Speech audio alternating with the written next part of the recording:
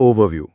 The spoke Zarathustra a book for none and all एक philosophical novel है जो Friedrich Nietzsche ने लिखा था। ये 1883 से 1885 के बीच 4 वॉल्यूम्स में पब्लिश हुई। वेस्टर्न फिलॉसफी के ट्रेडिशन में ये एक बहुत ही यूनिक और अजीब तरह का काम माना जाता है। इस बुक का स्टाइल एक मॉक गॉस्पेल जैसा है, यानी एक धार्मिक स्क्रिप्चर जैसी फील है। इसमें ज़ाराथुस्त्रा नाम के कैरेक्टर की कहानी और उसके टीचिंग्स आती हैं। ज़ाराथुस्त्रा अपना मैसेज इंसानों तक पहुंचाने की कोशिश करता है। Main themes. इसमें नीचे के कुछ सबसे इंपॉर्टेंट आइडियाज आते हैं। विल टू पावर, यानी इंसान की असली ड्राइविंग फोर्स एक क्रिएटिव और dominating energy. God is dead, नीचे का फेमस स्टेटमेंट जिसमें वो कहता है कि इंसान अब अपनी लाइफ के मीनिंग के लिए गॉड पर डिपेंड नहीं रह सकता। ज़राथुस्त्रा's प्रोलॉग पार्ट 1। जब ज़राथुस्त्रा की उम्र 30 साल होती है तो वो अपने अंदर के स्पिरिट और सॉलिट्यूड को एंजॉय करने के लिए विल्डरनेस में चला जाता है। वहां वो 10 साल तक रहता है, अपने विजडम गैदर करता है। लेकिन फिर एक दिन उसको लगता है कि अब ये ज्ञान बस अपने अंदर रखना ठीक नहीं है। जैसे सेटिंग सन नीचे जाता है और अपनी रोशनी सबको देता है, वैसे ही उसे भी माउंटेन से उतरकर लोगों के बीच जाना चाहिए और अपना ओवरब्रेमिंग विजडम शेयर करना चाहिए। Encounter with the saint. अपने रास्ते में ज़रथुस्त्रा एक सेंट से मिलता है जो जंगल में अकेला रहता है। वो सेंट पहले इंसानों से बहुत प्यार करता था, लेकिन अब उनके इम्परफेक्शन से थक गया है और सिर्फ गॉड को प्यार करता है। सेंट उससे कहता है, लोगों को तुम्हारी विजडम की जरूरत नहीं है, उनको तो मदद चाहिए, उनका बोझ हल्का करना चाहिए, उन्हें भीख और सहारा चाहिए। ज़राथुस्त्रा सेंट को अलविदा कहता है, लेकिन उसे हैरानी होती है कि सेंट को अभी तक ये भी नहीं पता कि God is dead. Preaching the overman. Zarathustra एक टाउन में पहुंचता है और अपना मैसेज सुनाना शुरू करता है।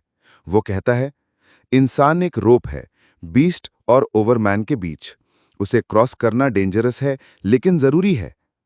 लोगों को दूसरी दुनिया यानी आफ्टर लाइफ की उम्मीद छोड़नी होगी और इसी लाइफ को एक्सेप्ट करना होगा।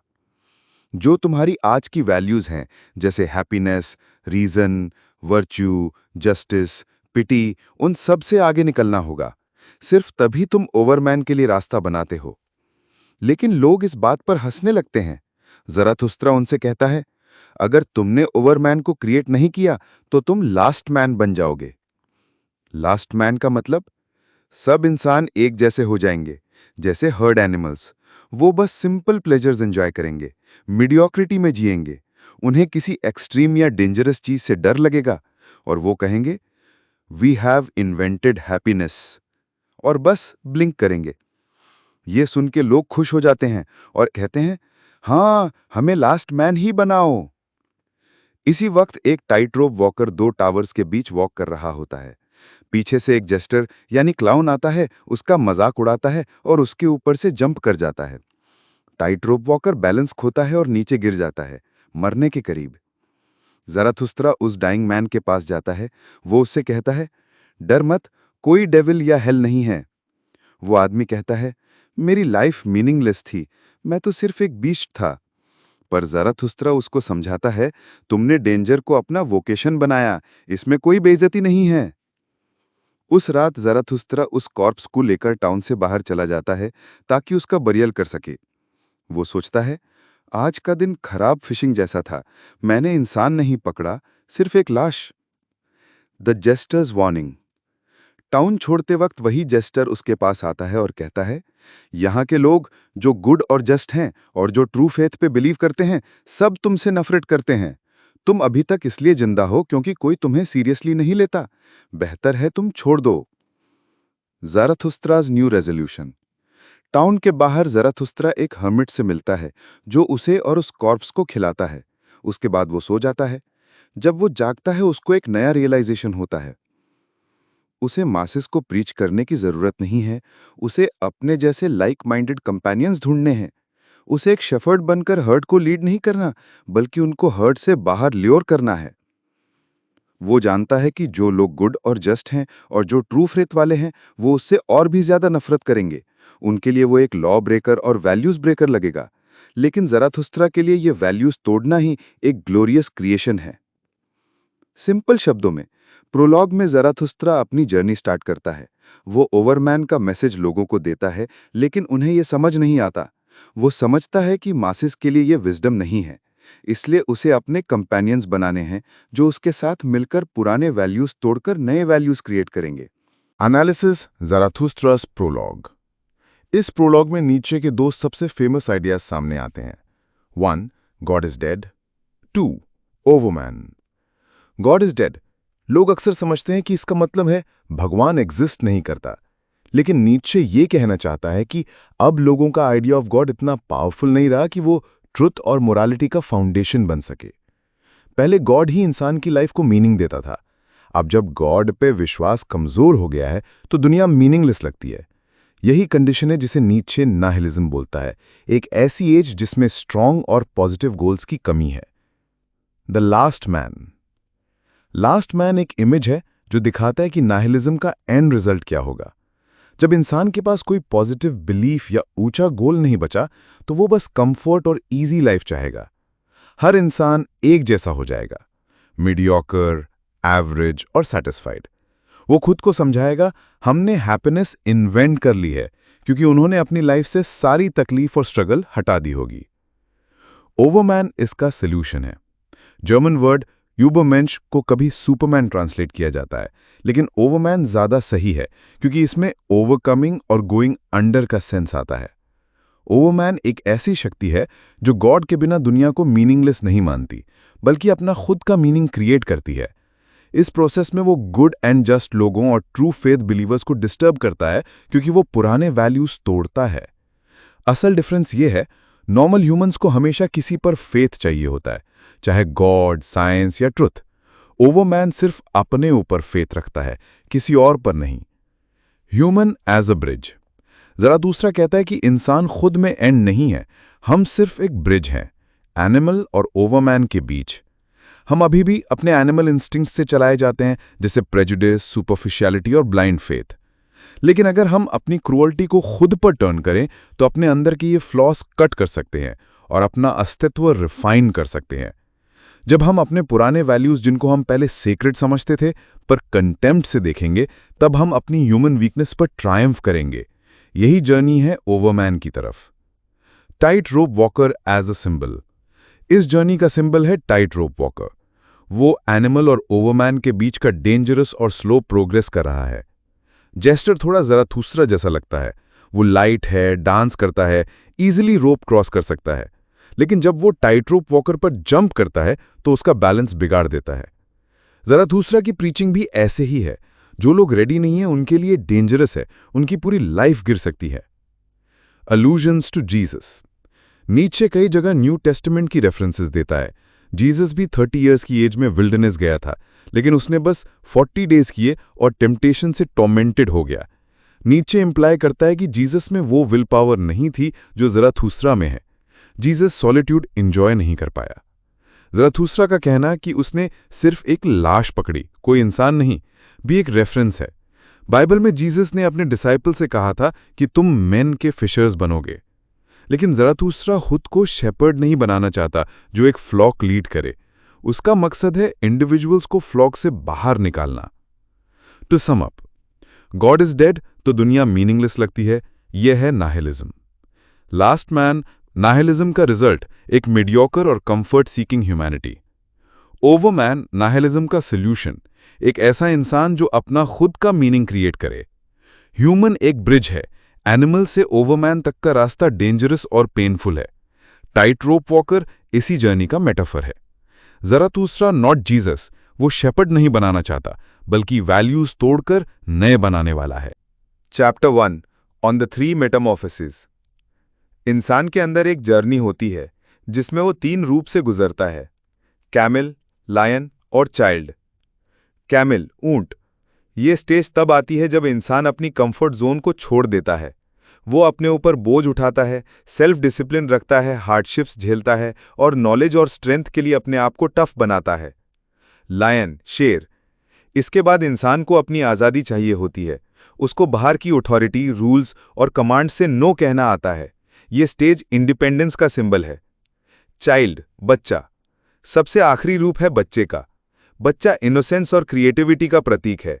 यहाँ इंसान खुद से नई क्रिएशन करता है, अपने रूल्स बनाता है, एक नई दुनिया को शेप देता है। Chapter 2 on the teachers of virtue. Zarathustra उन लोगों पर तनकीद करता है जो कहते हैं कि वर्च्यू और रिस्ट्रेंट प्रैक्टिस करो ताकि अंदर शांति मिले। उनके लिए इनर पीस मतलब एक तरह की नींद है जिसमें इंसान बस सुकून पाके सो जाता है और स्ट्रगल करना छोड़ देता है। लेकिन ज़राथुस्त्रा कहता है कि असली जीवन का मतलब है जागृत रहना, खुद के खिलाफ स्ट्रगल करना और अपने आप को इम्प्रूव करना। शांति लेना लाइफ का मकसद नहीं है, बल्कि खुद से लड़ना ही असली जीवन है। Chapter 3 on the afterworldly. हम सब फ्लैश और बॉडी से बने हैं, न कि किसी प्योर स्पिरिट से। हमारी फिजिकल ज़रूरतें और डिज़ायर्स ही हमारी वैल्यूज़ को बनाती हैं। जो लोग अपने लाइफ से डिससैटिस्फाइड या बीमार होते हैं, वो कहते हैं कि हम स्पिरिट हैं, बॉडी से अलग। वो एक गॉड और एक आफ्टरलाइफ की कल्पना करते हैं ताकि उनके प्रेजेंट लाइफ का दर्द कम हो जाए। पर ज़राथुस्त्रा कहता है कि ये सब डिस्ट्रैक्शंस हैं, रियल लाइफ यही है, इस बॉडी के साथ। Chapter 4 on the despisers of the body. Zarathustra बोलता है कि जो हम सेल्फ कहते हैं वो असल में बॉडी ही है। बॉडी ही हमारी रीजन, स्पिरिट और सेंस को गाइड करता है। हमारी सोच और पैशन सब बॉडी के थ्रू आती हैं। लेकिन कुछ लोग कहते हैं कि सेल्फ असल में स्पिरिट है। ज़राथुस्त्रा कहता है ये लोग असल में बॉडी के दुश्मन हैं। उनकी बॉडी बीमार होती है और वो लाइफ से नफरत करते हैं। ऐसी सिक बॉडी डेथ को बुलाती है।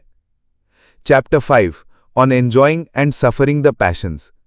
हम सबसे ज़्यादा सीखते हैं अपनी सफरिंग और इंटेंस इमोशंस के टाइम। ये मोमेंट्स हमें यूनिक बनाते हैं। ज़राथुस्त्रा कहता है कि अपने सबसे गहरे दर्द और पैशंस को दूसरों के साथ शेयर मत करो, क्योंकि वो तुम्हारी यूनिकनेस छीन लेंगे। जो इंसान एक ही पैशन से ड्रिवन होता है उसकी लाइफ सिंपल होती है, लेकिन जो इंसान कई पैशन से जलता है उसकी अंदर ही अंदर लड़ाई होती है, एक बड़ा कॉन्फ्लिक्ट होता है, और वही कॉन्फ्लिक्ट उसको और गहरा बनाता है।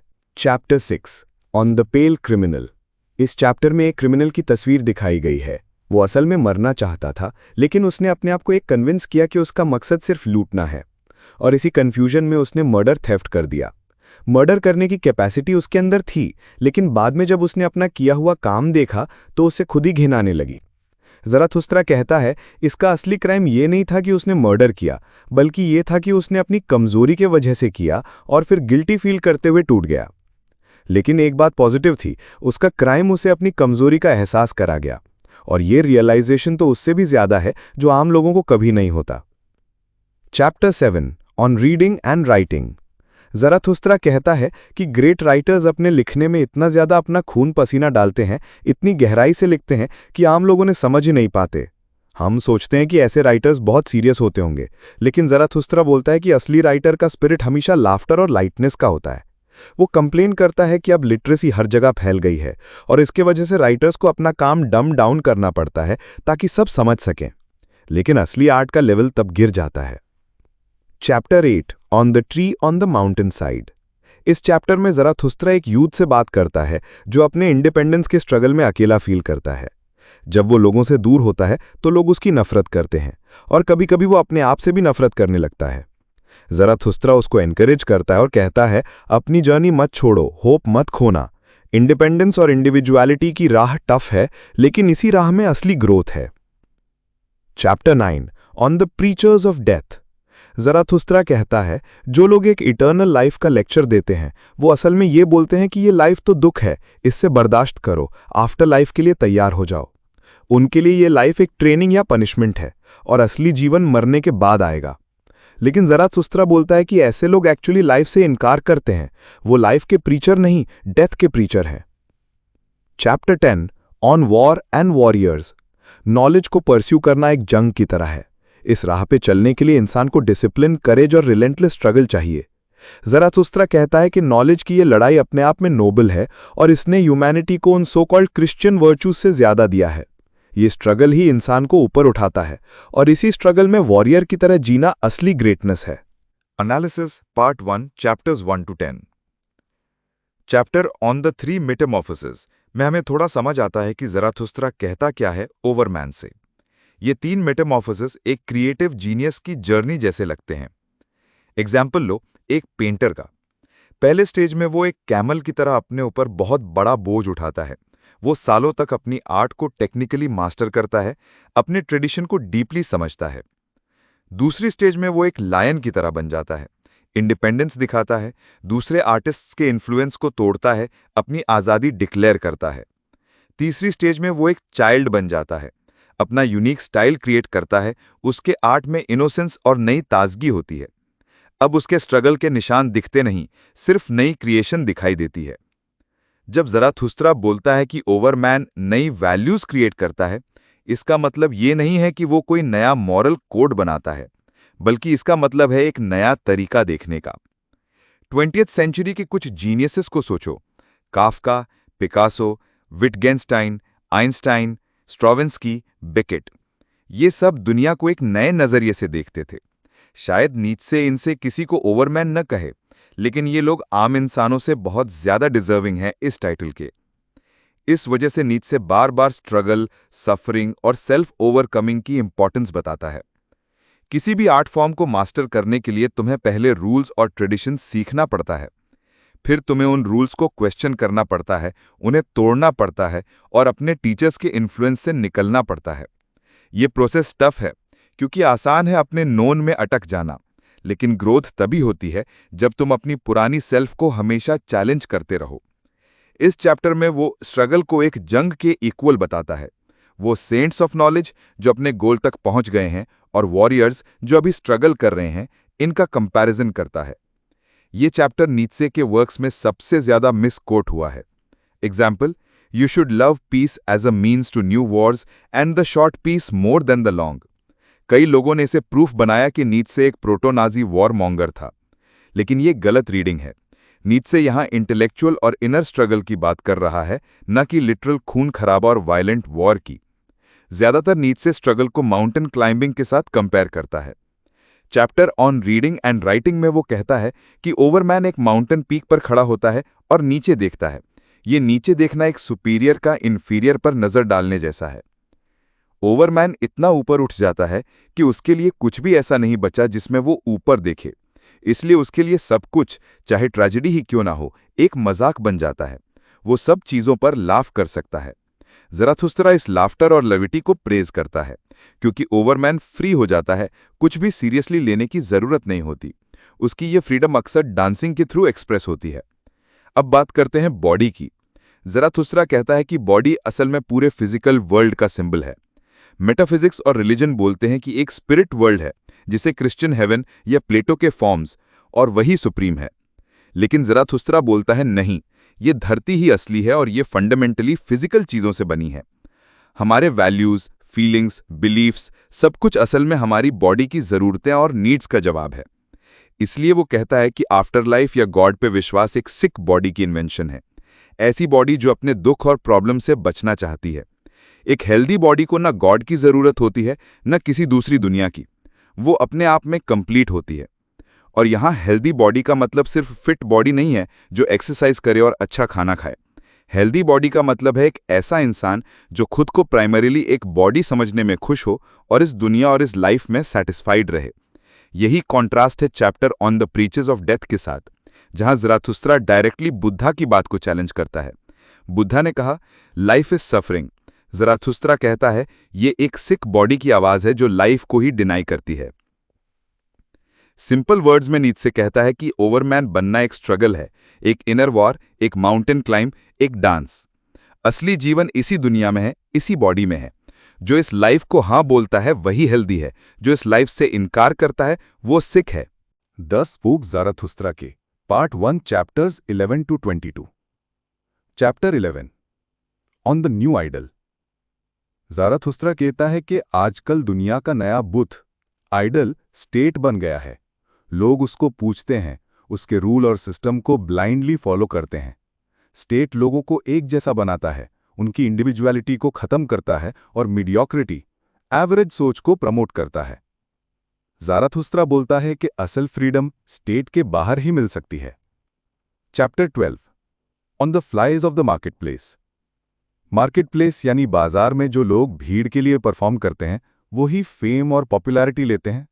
लेकिन असल बदलाव और असली इन्फ्लुएंस भीड़ के लिए खेलने से नहीं, बल्कि ओवरमैन और क्रिएटर के जरिए आता है। लेकिन ये क्रिएटिव लोग अकेले रहते हैं क्योंकि भीड़ का शोर उनको बिगाड़ देता है। ज़ाराथुस्त्रा कहता है कि अगर तुम सच में कुछ क्रिएट करना चाहते हो तो भीड़ से दूर रहो। Chapter 13 on chastity. ज़ाराथुस्त्रा कहता है कि चैस्टिटी यानी परहेजगारी सेक्स से दूरी सबके लिए एक जैसी नहीं है। कुछ लोगों के लिए अच्छी है लेकिन कुछ के लिए बुरी। अगर कोई रोज बस लस्ट और सेक्स में डूबा रहे तो वो अपनी स्पिरिट को बर्बाद कर लेता है, लेकिन अगर कोई अपने अंदर के स्ट्रॉन्ग डिजायर को जबरदस्ती दबाता है तो वो और ज्यादा करप्ट और परेशान हो जाता है। मतलब बैलेंस जरूरी है।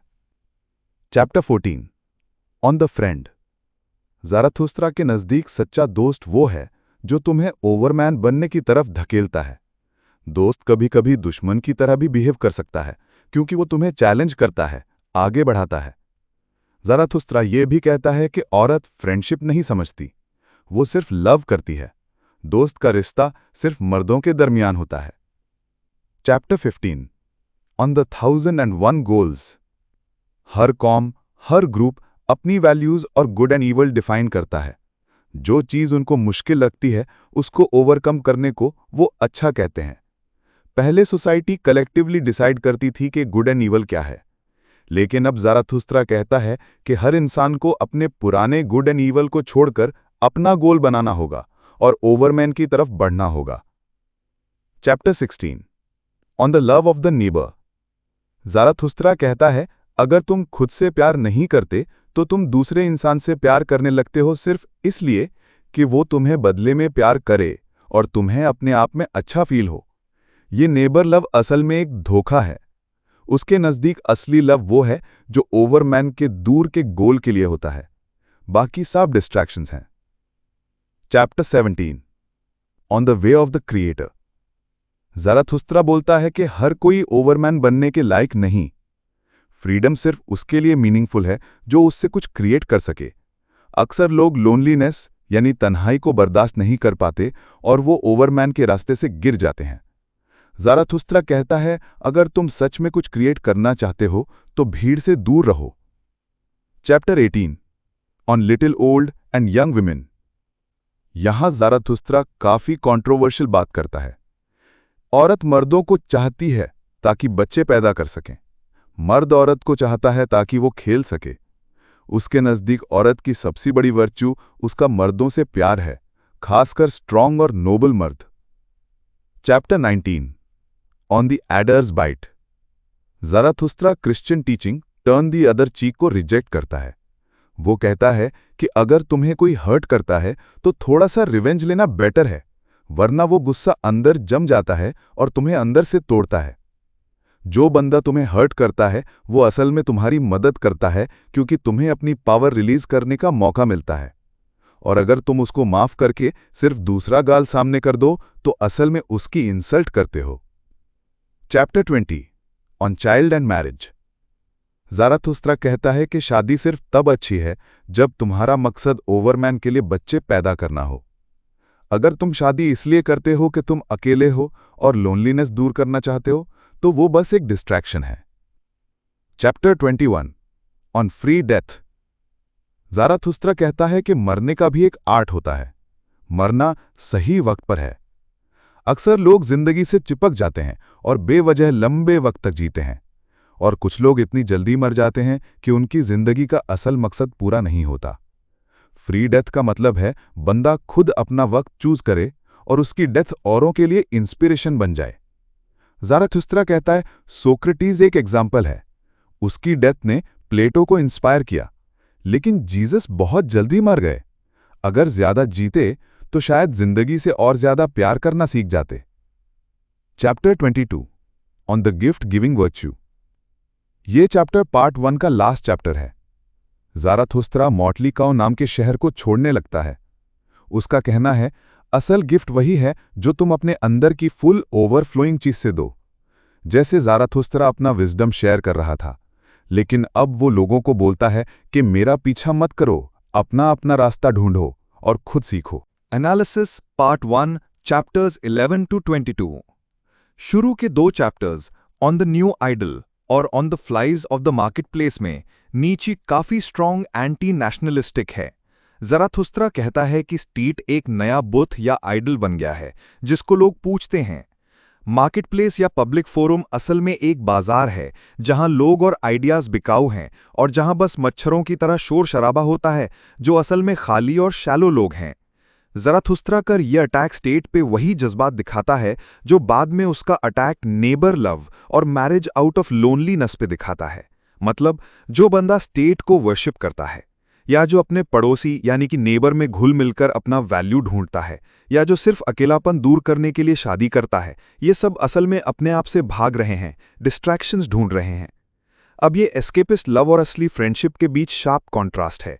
ज़राथुस्त्रा कहता है सच्चा दोस्त डिस्ट्रैक्शन नहीं देता बल्कि तुम्हें चैलेंज करता है और ओवरमैन की तरफ धकेलता है।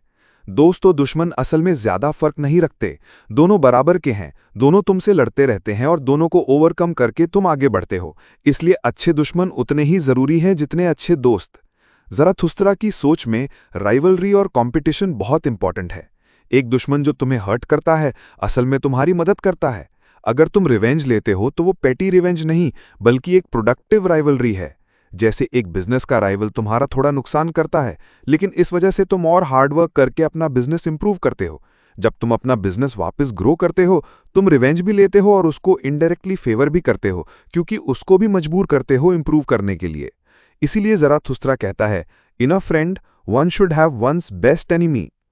ज़राथुस्त्रा क्रिश्चियनिटी को क्रिटिसाइज करता है क्योंकि वो कहता है कि क्रिश्चियनिटी कंपटीशन और राइवलरी से भागता है। क्रिश्चियंस कहते हैं टर्न दी अदर चीक और दर्द को बर्दाश्त करते हैं सिर्फ इस उम्मीद पे कि आफ्टर लाइफ में गॉड जस्टिस करेगा। ज़राथुस्त्रा के लिए ये एक तरह का लाइफ से मुंह मोड़ना है। चैप्टर ऑन द 1001 गोल्स में ज़राथुस्त्रा कहता है कि हर कौम 1000 पीपल्स अपना अलग कॉन्सेप्ट रखते थे कि गुड और इविल क्या है। हर रेस का अपना एक गोल था। ज़राथुस्त्रा एग्जाम्पल्स देता है, ग्रीक्स, पर्शियंस, ज्यूज और जर्मन्स, हर केस में उनका गुड असल में उनके अपने विल टू पावर की आवाज़ थी। ये नीचे के पब्लिश्ड वर्क्स में पहली बार विल टू पावर का जिक्र है। उसके नज़दीक यही असल ड्राइव है जो यूनिवर्स के तमाम चेंजेस को चलाता है। हम समझते हैं कि हम सर्वाइवल, प्लेजर या सेक्स के लिए कुछ करते हैं, लेकिन असल में हमेशा पीछे विल टू पावर होता है। एग्जाम्पल, एक क्रिश्चियन मार्टर जो अपनी जान देता है टॉर्चर और डेथ में, वो सर्वाइवल के लिए एक्ट नहीं कर रहा, बल्कि वो अपने ऑप्रेसर्स पे पावर फील करता है, क्योंकि वो दिखाता है कि तुम जितना भी दुख दोगे, मेरा कॉज और स्पिरिट तुमसे स्ट्रांग है। ओवरमैन यही अल्टीमेट एक्सप्रेशन है विल टू पावर का। एक ऐसा इंसान जो इतनी फ्रीडम और पावर हासिल करता है कि वो अपने लिए नए वैल्यूज क्रिएट करे। यही 1001st गोल है जो ज़राथुस्त्रा प्रीच करता है। नीचे का एटीट्यूड टुवर्ड्स विमेन भी यहाँ क्लियर होता है, खासकर on little old and young women में। उसके रिमार्क्स औरतों के लिए काफ़ी वीक और सेकंड हैंड लगते हैं, जैसे वॉल्टर काउफमैन कहते हैं। ज़राथुस्त्रा कभी कभी आंख मार के ये भी जानता है कि वो गलत है। सवाल ये उठता है, अगर वो जानता था कि ये वीकनेस है तो उसने अपने फिलॉसफी में इसको ओवरकम क्यों नहीं किया? ये बात उसके पूरे फिलॉसफी पे सवाल उठाती है। On the gift giving virtue में नीचे एक हिंट देता है कि वो हमेशा क्लियर क्यों नहीं होता कि ओवरमैन बनने के लिए क्या करना चाहिए। ज़राथुस्त्रा कहता है अपने फॉलोअर्स को अपना अपना रास्ता खुद चुनो। वो इंस्पायर करना चाहता है लेकिन लीड नहीं करना चाहता। ओवरमैन एक माउंटेन क्लाइंबर की तरह है, लेकिन हर ओवरमैन का अपना माउंटेन होता है। ज़राथुस्त्रा सिर्फ ये बता सकता है कि चढ़ाई मुश्किल है और टॉप पे रिवॉर्ड है, लेकिन तुम्हारा माउंटेन तुम्हें खुद ढूंढना होगा।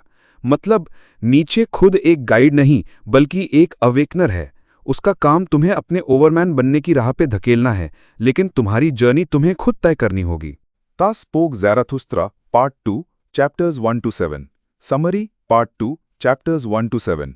Chapter 1, The Child with the Mirror. अपने माउंटेन पर वापस आके ज़राथुस्त्रा एक सपना देखता है। उसमें एक बच्चा उसे मिरर दिखाता है, जिसमें उसको एक डेविल का चेहरा नजर आता है। तब उसे समझ आता है कि लोग उसकी टीचिंग्स को गलत समझकर बिगाड़ रहे हैं। ये देखकर उसके अंदर नई ज़रूरत जागती है अपनी विजडम को फिर से शेयर करने की। इसलिए वो माउंटेन से उतरता है और लोगों के पास वापस चला जाता है। Chapter 2, upon the blessed isles. Zarathustra कहता है कि असली फ्रीडम का मतलब है क्रिएटिव विल, यानी अपनी मर्जी से नई चीजें बनाना। लेकिन जो लोग गॉड पर बिलीव करते हैं वो अपनी क्रिएटिविटी को रोक देते हैं, क्योंकि अगर एक गॉड ने सब कुछ क्रिएट कर दिया है तो इंसान के लिए बनाने को क्या बचा। Chapter 3, on the pitying. Zarathustra कहता है कि पिटी यानी तरस खाना किसी का भी भला नहीं करता। जब हम अनफॉर्चुनेट लोगों पर पिटी करते हैं तो वो अंदर ही अंदर हमसे नफरत करने लगते हैं, क्योंकि हम उनकी कमजोरी को एक्सपोज कर देते हैं। ये रिजेंटमेंट फंगस की तरह इंसान को अंदर से खोखला कर देता है। ज़राथुस्त्रा कहता है, तरस खाने से बेहतर है खुशी सीखना। जब हम खुशी सीखते हैं तो हम दूसरों को हर्ट करना बंद कर देते हैं। Chapter 4 on priests. Zarathustra priests पर भी तनकीद करता है। उसके मुताबिक प्रीस्ट्स को लगता है कि लाइफ सिर्फ सफरिंग है। इस वजह से वो चाहते हैं कि दूसरे भी सफ़र करें। जिंदगी की अनसर्टेनिटी और हार्डशिप्स उनसे बर्दाश्त नहीं होती, इसलिए उन्होंने लाइफ से ही हाथ उठा लिया है। वो असल में जिंदा लाशें हैं जो अपने गॉड और अपने पिटी को एक एस्केप समझ बैठे हैं। Chapter 5 on the virtuous. ज़्यादातर लोगों को लगता है कि वर्च्यू का मतलब है रिवॉर्ड मिलना, या फिर वर्च्यू अपना ही रिवॉर्ड है। लेकिन ज़राथुस्त्रा कहता है कि ये सब मिसकॉन्सेप्शंस हैं। कुछ लोग सोचते हैं कि जस्ट होना मतलब रिवेंज लेना, या फिर इतने वीक बनना कि तुम किसी को नुकसान ही न पहुंचा सको। उसके मुताबिक असली वर्च्यू का मतलब है अपने काम को पूरी शिद्दत और सिंसेरिटी के साथ करना, न रिवॉर्ड की उम्मीद में, न पनिशमेंट के डर से, बस लाइफ के एक्सूबरेंस यानी जोश और जोशीला होने के लिए। Chapter 6 on the rabble. Zarathustra कहता है कि आम लोग जो रैबल हैं वो हर चीज़ को बिगाड़ देते हैं जिसको वो टच करते हैं। ये देखकर उसके अंदर एक तरह की नौजिया यानी घिन पैदा होती है। लेकिन वो सोचता है शायद ये रैबल भी लाइफ का एक ज़रूरी पार्ट है। उनसे ऊपर उठकर ही इंसान प्योरिटी, पीस और वैल्यूएबल फ्रेंडशिप को समझ सकता है। Chapter 7 on the tarantulas. Zarathustra उन लोगों को टरांचुलास कहता है जो डेमोक्रेसी, इक्वालिटी और जस्टिस का वाज करते हैं। असल में वो रिवेंज लेने वाले होते हैं। इक्वालिटी प्रीच करके वो उन सबसे बदला लेना चाहते हैं जो उनके इक्वल नहीं हैं। ज़राथुस्त्रा कहता है कि लाइफ का असली एसेंस है कॉन्फ्लिक्ट और सेल्फ ओवरकमिंग। अगर सब लोग इक्वल हो गए तो फिर स्ट्रगल और ग्रोथ कैसे होगी, और फिर ऊपरमेंश यानी ओवरमैन तक कैसे पहुंचा जा सकेगा। Analysis part 2 chapters 1 to 7। नीचे का जो नफरत है रैबल यानी आम लोग और बराबरी की सोच से, वो सिर्फ स्नॉबरी या एलिटिज्म नहीं है। उसने अपनी किताब जीनियोलॉजी ऑफ मॉरल्स में 2 अलग तरह की मोरालिटी समझाई है। पहली मास्टर मोरालिटी जो पुराने नोबल क्लास में थी यानी ग्रीक एरिस्टोक्रेसी, और दूसरी स्लेव मोरालिटी जो नीचे के लोग और प्रीस्ट्स ने बनाई। नीचे का नजरिया इतना सिंपल नहीं कि एक को पूरा सही और दूसरे को पूरा गलत बोले, लेकिन स्लेव मोरालिटी में उसको बहुत सी चीजें पसंद नहीं आती, खासतौर पे जो क्रिश्चियनिटी और डेमोक्रेसी में दिखाई देती हैं। रिसॉन्टमेंट यानी अंदरूनी नफरत।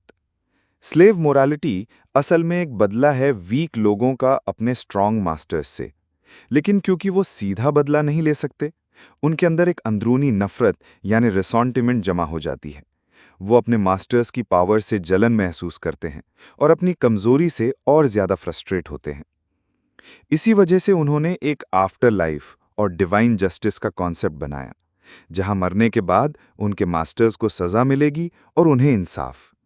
यानी ये इंसाफ असल में उन लोगों की खुद की मजबूरी से पैदा हुई जहां वो जिंदगी में कुछ कर नहीं पाए।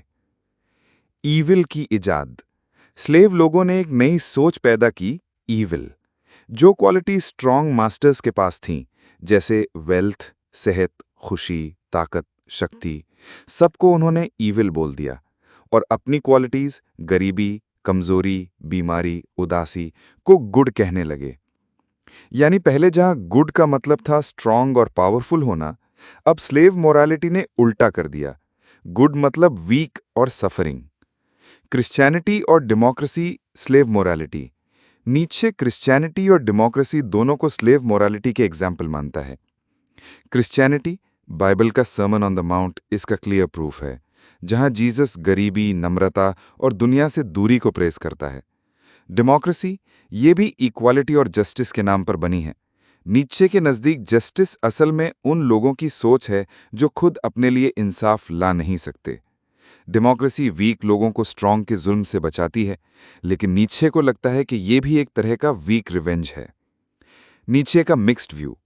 नीचे स्लेव मोरालिटी को पूरा रिजेक्ट नहीं करता, उसको एक चीज पसंद है कि उन लोगों ने पूरी मोरालिटी सिस्टम को उल्टा करके एक नई सोच पैदा की।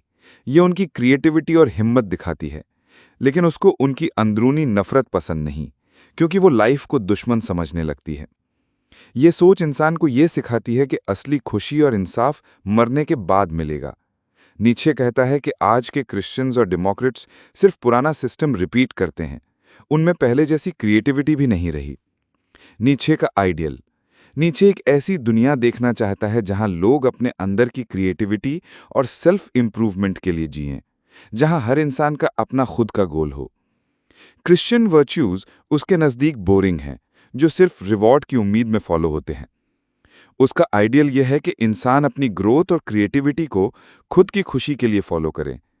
इस सोच में पिटी यानी तरस एक बुरी चीज है, दोनों के लिए, जिस पर किया जा रहा है और जो कर रहा है, क्योंकि सफरिंग जिंदगी का जरूरी हिस्सा है।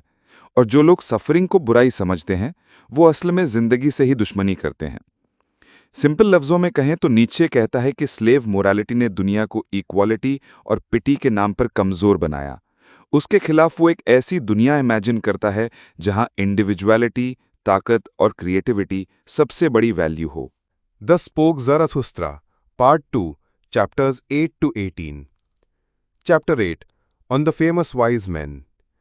ज़राथुस्त्रा कहता है कि एक ही वक्त में सच यानी ट्रूथ और लोगों की खिदमत करना पॉसिबल नहीं है। जो फिलोसोफर्स लोगों को खुश करना चाहते हैं वो आखिर में उन्हीं के पॉपुलर बिलीव्स और प्रेजुडिसेस को जस्टिफाई कर देते हैं। हाँ, उनका और लोगों का रिश्ता एक दूसरे के लिए फायदामंद होता है, लेकिन लोग असली सच के पीछे जाना छोड़ देते हैं। जो असली फिलोसोफर्स होते हैं वो सच की तलाश करते हैं, जिसमें ना फेम मिलता है ना रिवॉर्ड, सिर्फ तकलीफ और सैक्रिफाइस मिलता है जो स्पिरिट को स्ट्रांग बनाता है। Chapter 9 the night song. Zarathustra शिकायत करता है कि उसमें इतनी ज्यादा विजडम, रूह यानी स्पिरिट और जिंदगी भरी हुई है कि वो हमेशा देता ही रहता है लेकिन कभी कुछ ले नहीं पाता। उसे लगता है कि वो अकेला है क्योंकि उसे किसी चीज या किसी इंसान की जरूरत नहीं होती। Chapter 10 the dancing song. Zarathustra एक सॉन्ग गाता है डांसिंग गर्ल्स के लिए, जिसमें वो कहता है कि जिंदगी और विजडम दोनों औरतें जैसी हैं, हमेशा बदलने वाली, हमेशा सिडक्टिव और एक दूसरे के जैसी। एक से प्यार करने का मतलब है दूसरी को जेलस करना। सॉन्ग के बाद शाम होती है और ज़राथुस्त्रा उदास हो जाता है। उसे लगता है कि वो अपनी जिंदगी का वजूद जस्टिफाई नहीं कर पा रहा। Chapter 11 the tomb song.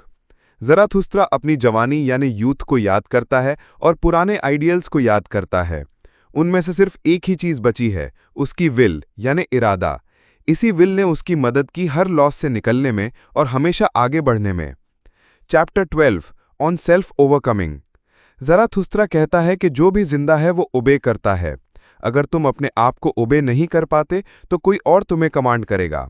Command करना ओबे करने से ज्यादा मुश्किल और डेंजरस होता है। हर इंसान में एक विल टू पावर होती है। जो पावरफुल होते हैं वो अपने आप को ओबे करते हैं और दूसरों को कमांड करते हैं। जो कमांड होते हैं वो और कमजोर लोगों को कमांड करने के लिए सबमिट करते हैं।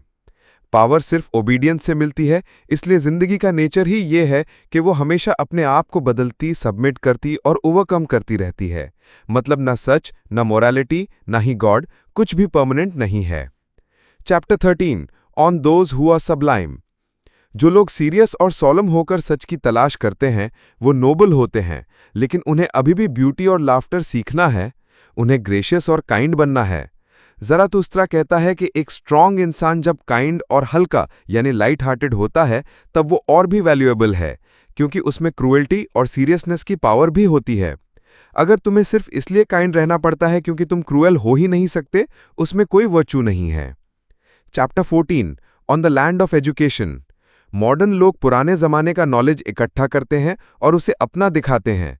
वो अपने स्केप्टिसिज्म यानी शक की सोच, सुपरस्टिशन फ्री रहने और फ्रीडम पर गर्व करते हैं, लेकिन असल में वो खुद अंदर से खाली हैं और खुद कुछ क्रिएट नहीं करते। Chapter 15 on immaculate perception. Zarathustra उन कॉन्टेम्पलेटिव लोगों को क्रिटिसाइज करता है जो कहते हैं कि हम सिर्फ दुनिया को देखना चाहते हैं, उसमें इंटरफेयर नहीं करना। असल में वो गिल्टी फील करते हैं अपना विल दुनिया पर इम्पोज करने में, इसलिए वो अपना क्रिएटिव पावर दबा देते हैं। वो चाहते हैं कि सिर्फ चांद की तरह रिफ्लेक्ट करें, सूरज की तरह रेडिएट ना करें। ज़राथुस्त्रा कहता है ब्यूटी वहां होती है जहां विल और क्रिएशन अपने पीक पर होते हैं, ना कि दूर से देखने में। Chapter 16 on scholars. Zarathustra scholars को क्रिटिसाइज करता है कि वो अनक्रिएटिव और पेटी होते हैं, सिर्फ नॉलेज इकट्ठा करते हैं जैसे कोई पास टाइम या खेल हो। Chapter 17 on poets. Zarathustra poets की क्रिएटिविटी एडमायर करता है, लेकिन कहता है कि वो अपने आप को ज्यादा डीप दिखाने की कोशिश करते हैं जितने वो हैं नहीं। उनके ब्यूटीफुल राइटिंग्स के नीचे पुराने प्रेजुडिसेस और अजम्पशंस ही मिलते हैं। और एक छोटी सी वार्निंग भी देता है, पोएट्स झूठ ज्यादा बोलते हैं। Chapter 18 on great events. बड़े इवेंट्स जैसे नए वैल्यूज की क्रिएशन दुनिया में हार्डली नोटिस किए जाते हैं। स्टेट और चर्च अपनी आवाज उठाते हैं, लेकिन असल में उनका कोई फर्क नहीं पड़ता। लोग भी ज़राथुस्त्रा की बातें इग्नोर कर देते हैं, वो सिर्फ एक घोस्ट ऑफ ज़राथुस्त्रा में इंटरेस्टेड होते हैं जो चिल्लाता है, वक्त आ गया है, बहुत देर हो गई है। Analysis part 2 chapters 8 to 18। Chapter on self overcoming में नीत्शे अपनी फिलॉसफी का एक बहुत बड़ा पॉइंट समझाता है, विल टू पावर, यानी ताकत की इच्छा। ये उसकी मैच्योर सोच का मेन बेस है। इसके हिसाब से हर जिंदा चीज एक चीज के लिए स्ट्रगल करती है, और वो है पावर यानी ताकत।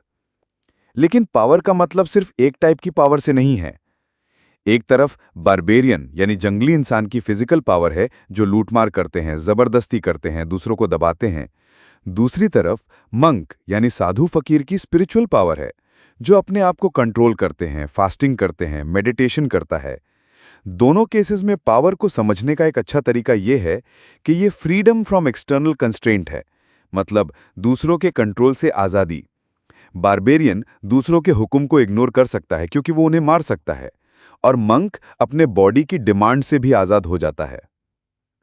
सेल्फ ओवरकमिंग का कॉन्सेप्ट नीत्शे कहता है, बड़ी पावर तभी आती है जब इंसान अपने आप पर पावर रखे, मतलब सेल्फ कंट्रोल और सेल्फ मास्टरी। हर चीज को ओबे करना पड़ता है। जो अपने आप को कंट्रोल नहीं कर सकता, उसे किसी और को ओबे करना पड़ता है।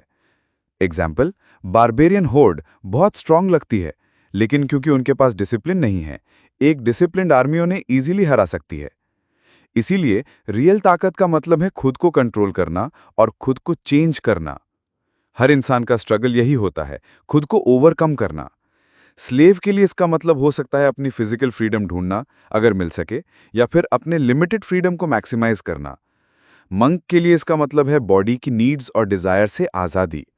फिलोसोफर के लिए इसका मतलब है अपने माइंड को पुराने प्रेजुडिसेस से फ्री करके ट्रूथ को क्लियरली देखना।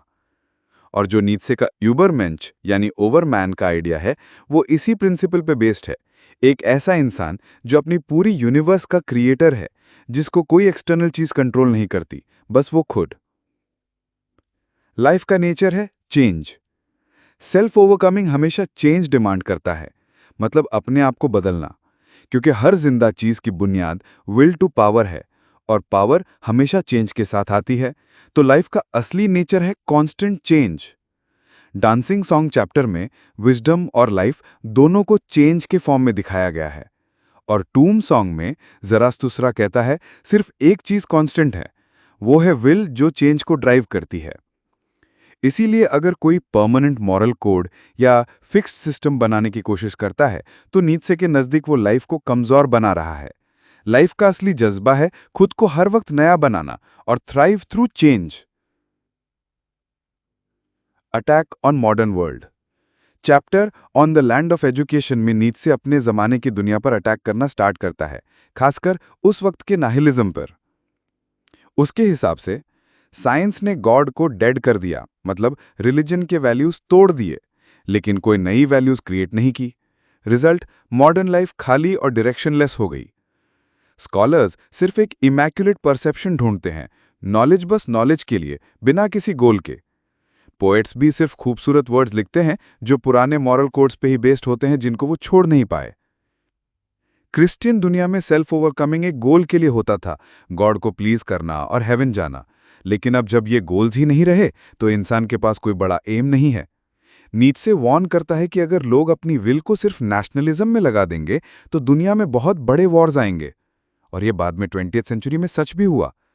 वो कहता है real great events nation state जैसी सुपरफिशियल चीजें नहीं हैं। ज़राथुस्त्रा कहता है यूबरमेंच यानी अपनी खुद की यूनिवर्स का क्रिएटर इंसान ही एक नया गोल होना चाहिए। अगर स्कॉलर्स और पोएट्स चाहें तो वो भी इस गोल की तरफ स्ट्राइव कर सकते हैं, लेकिन अभी के वक्त में वो एमलेस हैं।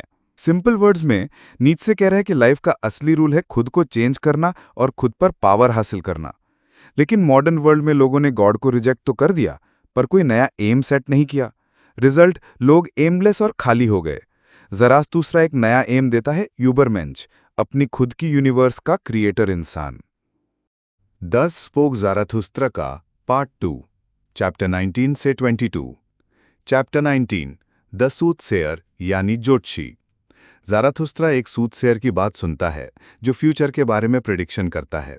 वो कहता है कि एक ऐसा वक्त आएगा जहां इंसान अंदर से खाली एम्प्टीनेस महसूस करेगा, ना तो कुछ नया क्रिएट कर पाएगा और ना ही पूरी तरह से खत्म यानी एंड हो पाएगा। ये बात सुनकर ज़ाराथुस्त्रा डिप्रेशन में चला जाता है।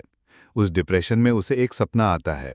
वो एक कैसल यानी किले का वॉचमैन है जो कॉफिन्स यानी कब्र के बॉक्स से भरा है।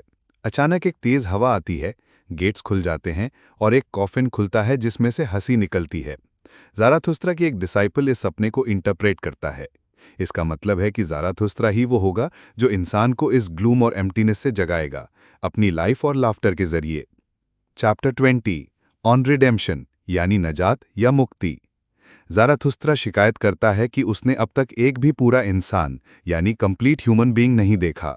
जो मिलते हैं वो सिर्फ उल्टे लंगड़े यानी इनवर्स क्रिपल्स होते हैं, मतलब किसी एक क्वालिटी में स्ट्रांग होते हैं लेकिन बाकी सब में वीक।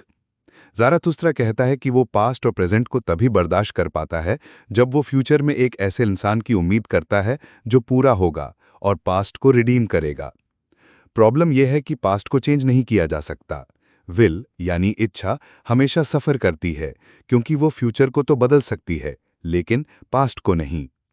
इंसान इस दर्द को पनिशमेंट समझता है और फिर सोचने लगता है कि पूरी लाइफ सिर्फ सफरिंग और पनिशमेंट है। इस वजह से वो विल करना ही छोड़ देता है ताकि उस पनिशमेंट से बच सके। ज़ाराथुस्त्रा सजेस्ट करता है कि ये पेसिमिज्म इस वजह से है क्योंकि हम पास्ट को एक इमूवेबल चीज़ समझते हैं जो बस हो गई बिना हमारे इन्फ्लुएंस के। लेकिन अगर हम पास्ट को ऐसे देखें जैसे कि वो हमने ही विल किया था, तभी हम रिडेम्पशन यानी नजात पा सकते हैं। चैप्टर 21, ऑन ह्यूमन प्रूडेंस यानी इंसानी अक्लमंदी। ज़ाराथुस्त्रा कहता है कि उसके पास 3 तरह की ह्यूमन प्रूडेंस यानी अक्लमंदी है। पहला, बेटर टू बी डिसीव्ड। कभी कभी धोखा खाना बेटर है बजाय इसके कि हमेशा धोखेबाज से बचने के लिए गार्ड पे रहें। दूसरा, वेन लोगों की तारीफ। वो वेन लोगों को पसंद करता है क्योंकि उनकी एफर्ट्स एंटरटेन करते हैं और उन्हें खुद की मॉडेस्टी का एहसास भी नहीं होता। तीसरा, छोटी मोटी बुराइयों का मजाक। ज़ाराथुस्त्रा कहता है कि जो छोटी छोटी चीज़ों को लोग ईविल कहते हैं वो उतनी इंपॉर्टेंट नहीं। ग्रेटनेस सिर्फ तब पॉसिबल है जब इंसान बड़े ईविल का सामना करे। चैप्टर 22, द स्टिलेस्ट आवर यानी सबसे शांत घड़ी। ज़ाराथुस्त्रा फिर से लोगों को छोड़कर अपने सॉलिट्यूड में चला जाता है ताकि अपने आप को मजबूत बना सके। उसके अंदर एक सबसे बड़ी फिलॉसफी का राज है लेकिन वो अभी उसे बोल नहीं पाता। वो राज हमें मिलेगा पार्ट 3 में, इटर्नल रिकरेंस यानी हर चीज़ का बार बार वापस आना। Analysis part 2, chapters 19 to 22। Chapter on redemption फिर से एक इंपॉर्टेंट थीम उठाता है, विल टू पावर। इंसान की विल हमेशा चाहती है कि वो अपने आसपास की सब चीज़ों पर पावर रखे और उनसे फ्री हो, लेकिन एक जगह वो अटक जाती है, पास्ट यानी बीते हुए वक्त में। प्रेजेंट में हम एक्शन ले सकते हैं और अपने फ्यूचर को शेप दे सकते हैं, लेकिन पास्ट को चेंज करने की कोई पावर हमारे पास नहीं होती। लाइफ का असली एसेंस चेंज है, लेकिन पास्ट एक ऐसी इमूवेबल चीज़ है जो हमें हमारी पावरलेसनेस की याद दिलाती रहती है। 2 तरीके की एनालिसिस ज़ाराथुस्त्रा देता है। पहली एनालिसिस, जब विल को समझ आता है कि वो पास्ट को नहीं बदल सकती तो वो सफ़र करती है। पास्ट को एक इमूवेबल चीज़ समझकर इंसान सोचता है कि लाइफ ही एक परमानेंट सफरिंग है। विल को लगता है कि जब तक पास्ट इमूवेबल है वो हमेशा दर्द में रहेगी। इस सफरिंग से बचने का एक तरीका है विल को ख़त्म कर देना यानी विल करना ही छोड़ देना। ये एक तरह का स्पिरिचुअल सुसाइड है। नीत्शे कहता है कि ये अप्रोच हमें बुद्धिज़्म में दिखाई देती है। बुद्धिस्ट मेडिटेशन का एम होता है सेल्फ यानी ईगो को एक्सटिंक्ट करना, डिज़ायर्स और पैशंस को ख़त्म करना। निर्वाण का आइडियल होता है सेल्फ का पूरा एक्सटिंक्शन।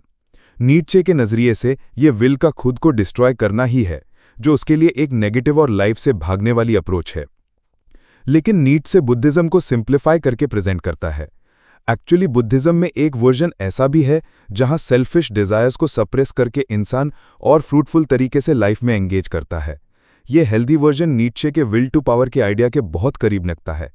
लेकिन नीट्शे का बुद्धिज्म का व्यू ज़्यादा शोपेनहावर के इंटरप्रिटेशन से इन्फ्लुएंस्ड था। मतलब नीट्शे बुद्धिज्म का एक सिंप्लीफाइड या डिस्टॉर्टेड वर्जन दिखाता है। ये सिंप्लीफिकेशन उसने सिर्फ बुद्धिज्म के साथ नहीं बल्कि डेमोक्रेसी और क्रिश्चियनिटी के साथ भी किया है। दूसरा एनालिसिस, ज़ारथुस्त्र कहता है कि विल को पास्ट को एक ऑब्स्टिकल या रुकावट ना समझकर उसकी रिस्पॉन्सिबिलिटी लेनी चाहिए। मतलब इंसान बोले मैं पास्ट को बदल नहीं सकता, लेकिन जो पास्ट है वो मेरा ही बनाया हुआ पास्ट है, ये मेरी विल की परमानेंट टेस्टिमोनी है।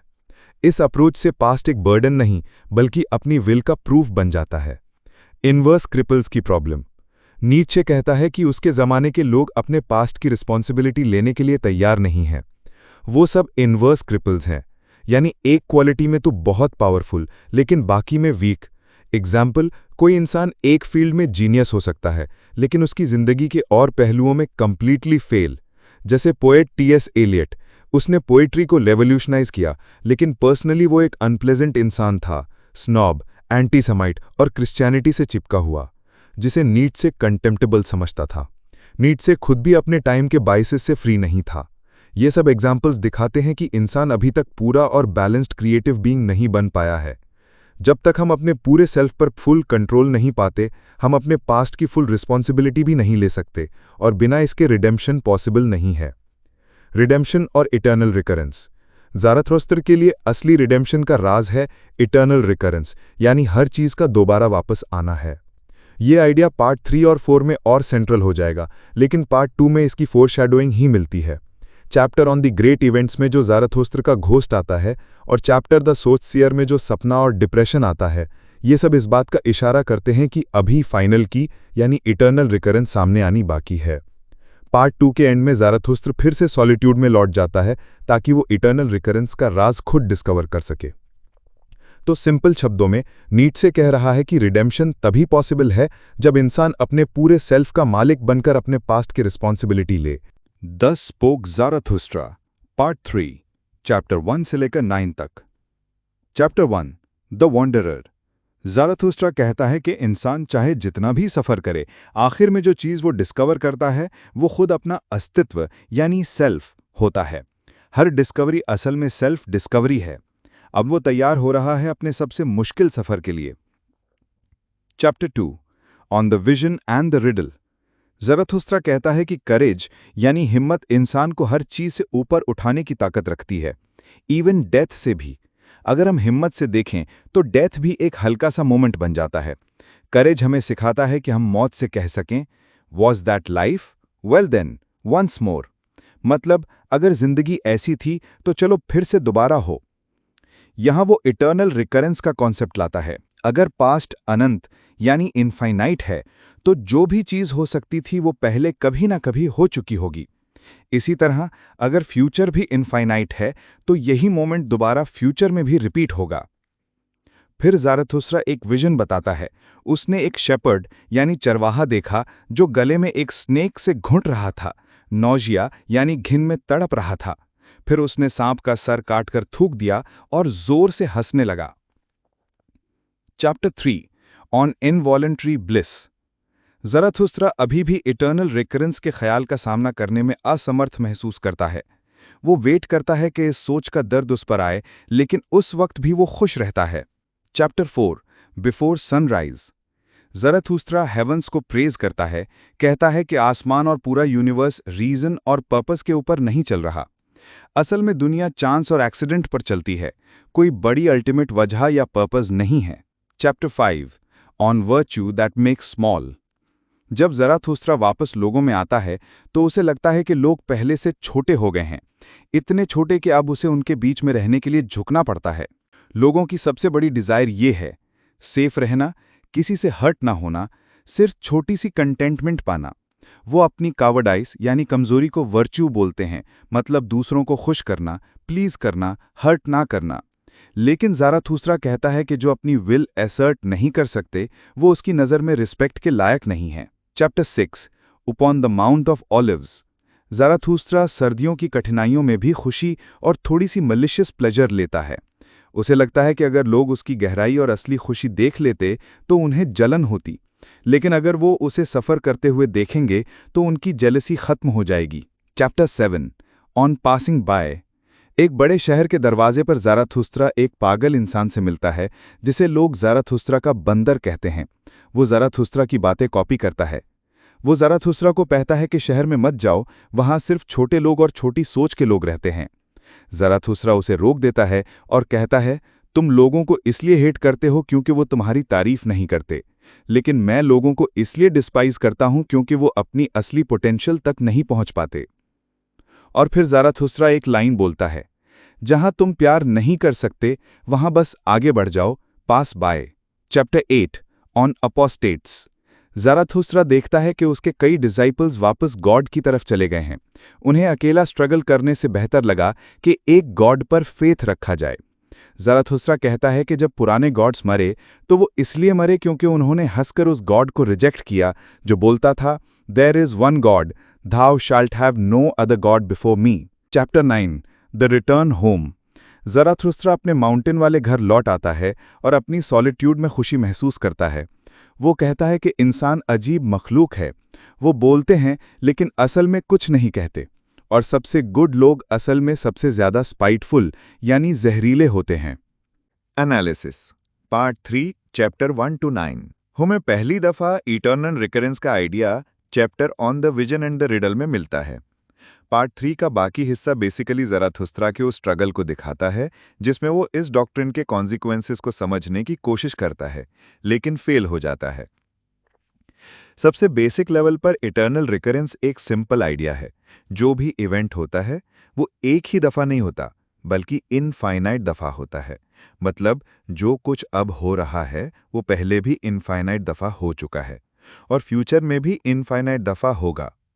लेकिन इस डॉक्ट्रिन को नीचे की फिलॉसफी के कंटेक्स्ट में रखना और उसकी इंपॉर्टेंस समझना थोड़ा ट्रिकी है।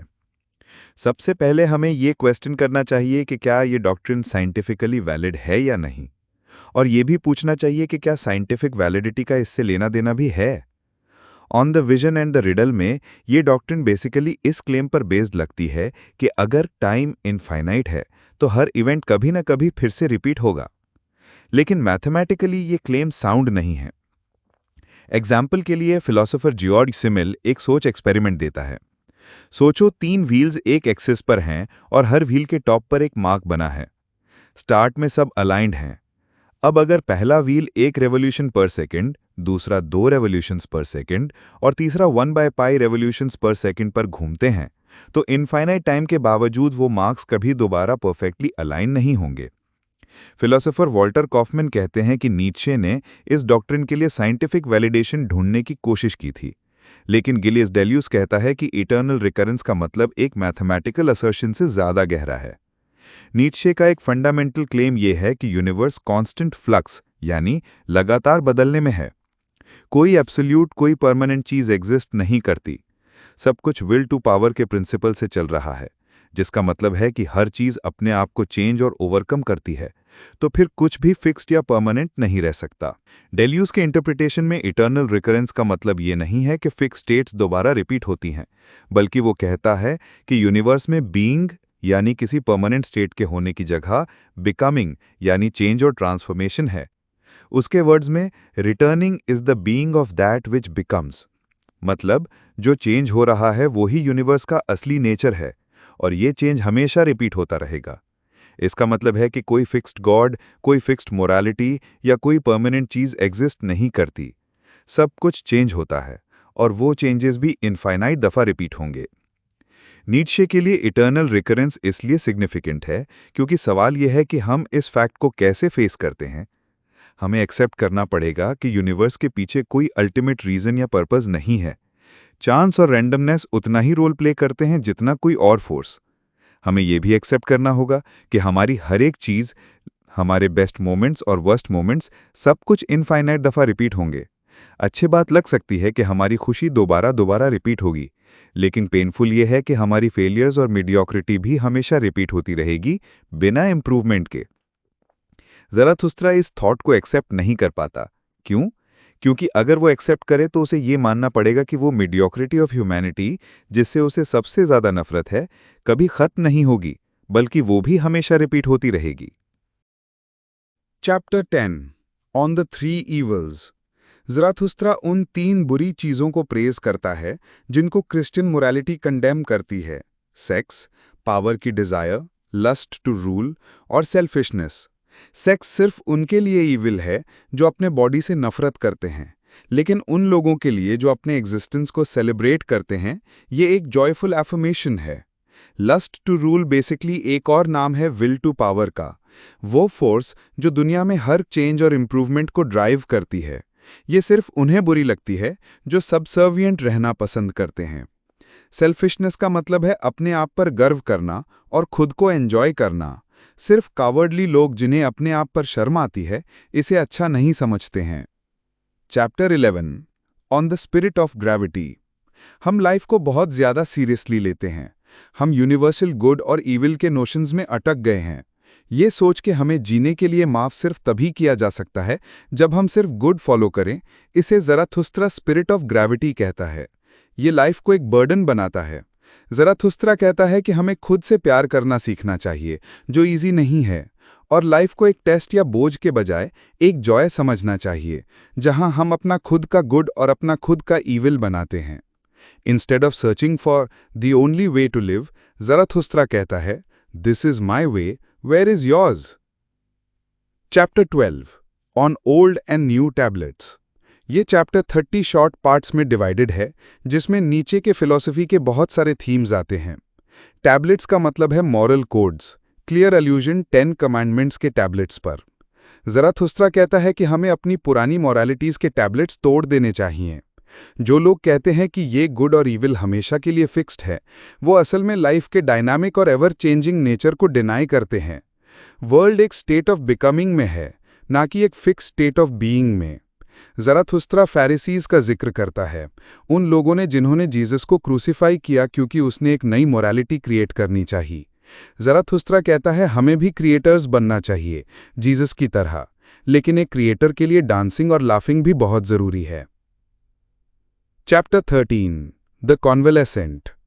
जब ज़राथुस्त्रा इटर्नल रीअकरेंस का फुल फेस करने की कोशिश करता है, तो उसे नौजिया होती है और वो बेहोश हो जाता है। फिर 7 दिन तक वो रिकवर करता है। रिकवरी के बाद वो कहता है कि इंसान सबसे क्रूअल एनिमल्स हैं। हमें दूसरों को पेन में देखना पसंद है और हम इसे ही पिटी कहते हैं। ज़राथुस्त्रा को नौजिया इस बात से होती है कि अगर सब कुछ इटर्नली रीअकर होता है, तो इसका मतलब ये भी है कि इंसान अपनी मीडियोक्रिटी और स्मॉलनेस में भी बार बार वापस आएंगे। उसके एनिमल्स जवाब देते हैं कि उसकी डेस्टिनी यही है, इटर्नल रीअकरेंस का टीचर बनना। Chapter 15 on the great longing.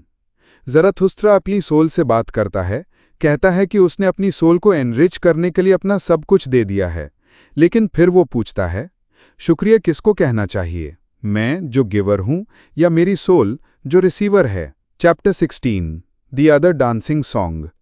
इस चैप्टर में ज़राथुस्त्रा लाइफ को एक वुमन के रूप में इमेजिन करके उसके साथ डांस करता है। वो उसके कान में विस्पर करता है कि उसे इटर्नल रीअकरेंस के बारे में पता है। चैप्टर एक बेल के बजने के साथ खत्म होता है और इस क्लेम के साथ, all joy wants eternity. Chapter 17 the 7 seals और the yes and amen song. Zarathustra finally eternal recurrence को पूरी तरह से एक्सेप्ट कर लेता है। वो खुशी से गाता है और रिफ्रेन करता है, for I love you O eternity.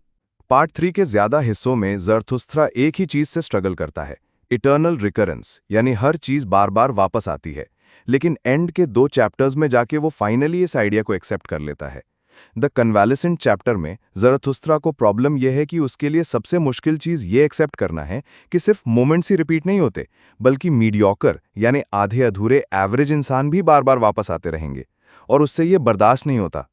इससे पहले के चैप्टर्स मेनली इस बात को समझाते हैं कि इंसान मीडियोकर इसलिए हैं क्योंकि वो इटर्नल रिकरेंस जैसे कॉन्सेप्ट को समझ ही नहीं पाते। नीत्शे कहता है कि जो कुछ भी वो इंसानों में क्रिटिसाइज करता है, वो अल्टीमेटली एक ही चीज़ पर आकर रुकता है। इंसान दुनिया को हमेशा बदलते हुए रूप में देख ही नहीं पाते, लेकिन चेंज ही असली लाइफ का नेचर है। चेंज होता है क्योंकि सब कुछ विल टू पावर यानी अपने ताकत और ग्रोथ दिखाने की इच्छा से ड्रिवन है, और अगर हम चेंज को डिनाई करते हैं तो इसका मतलब है हम खुद लाइफ को डिनाई कर रहे हैं। जब इंसान एब्सोल्यूट्स में सोचना चाहते हैं, जैसे एक ट्रू मोरालिटी, एक ट्रू गॉड, एक एब्सोल्यूट ट्रुथ, तो वो एक्चुअली स्पिरिट ऑफ ग्रेविटी के अंडर आ जाते हैं। ज़राथुस्त्रा बोलता है कि हमें इन एब्सोल्यूट्स का बोझ उठाने की ज़रूरत नहीं है। ये स्पिरिट ऑफ ग्रेविटी दो चीज़ों का मतलब रखता है। एक तो ये वेट जो हम एब्सोल्यूट्स पे डाल देते हैं, और दूसरा ये भी सीरियसनेस जो एब्सोल्यूट्स की वजह से आती है, जो हमें डांस, लाफ्टर और फ्रीडम से दूर कर देती है। अगर दुनिया को देखने का एक सही तरीका ही फिक्स हो जाए तो इंसान कभी अपना खुद का नज़रिया क्रिएट ही नहीं कर पाएगा। नीचे की एक इंटरेस्टिंग बात यह है कि वो जीसस को अक्सर क्रिटिसाइज नहीं करता, बल्कि एक तरह से एडमायर करता है।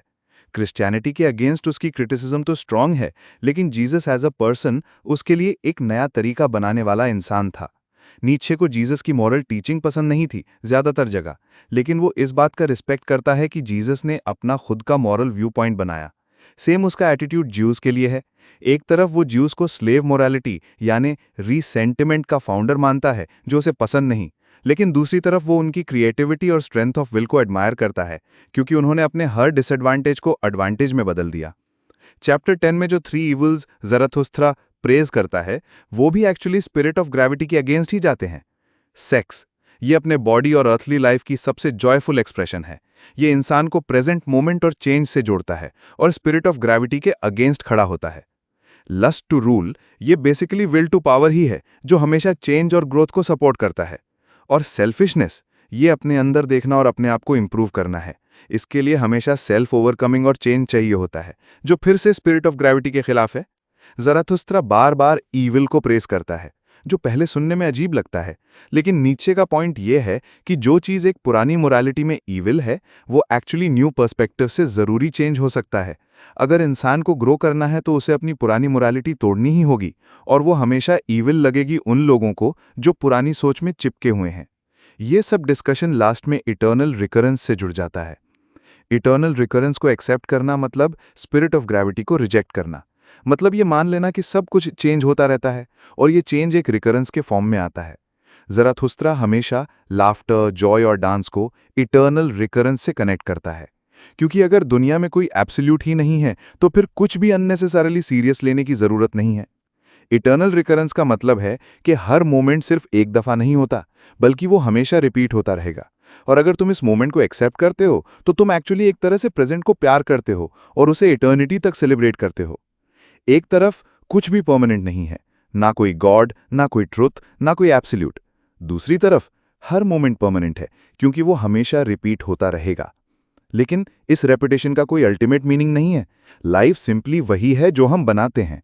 अगर हम हर मोमेंट की रिस्पॉन्सिबिलिटी लें, जैसे वो हमने खुद बनाया है, ना कि बस हमारे साथ हो रहा है, तभी हम उस मोमेंट को एक इटर्नल पावर और जॉय के साथ लिव कर पाते हैं।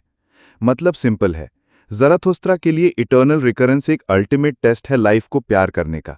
जो बंदा हर मोमेंट को इस तरह जी सके जैसे वो हमेशा रिपीट होगा, वही एक्चुअली अपने लाइफ को हाँ बोल रहा है। 10 spoke Zarathustra part 4 chapters 1 to 9 summary.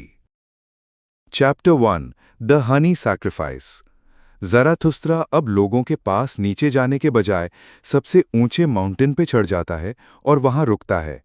उसको उम्मीद है कि अब लोग उसके पास आएंगे instead of him going to them. Chapter 2 the cry of distress. अपनी केव के बाहर बैठे हुए ज़राथुस्त्रा के पास पार्ट 2 का सूटसेयर आता है। वो कहता है कि अब ज़राथुस्त्रा को अपना लास्ट सिन फेस करना होगा, पिटी मतलब दया या रहम।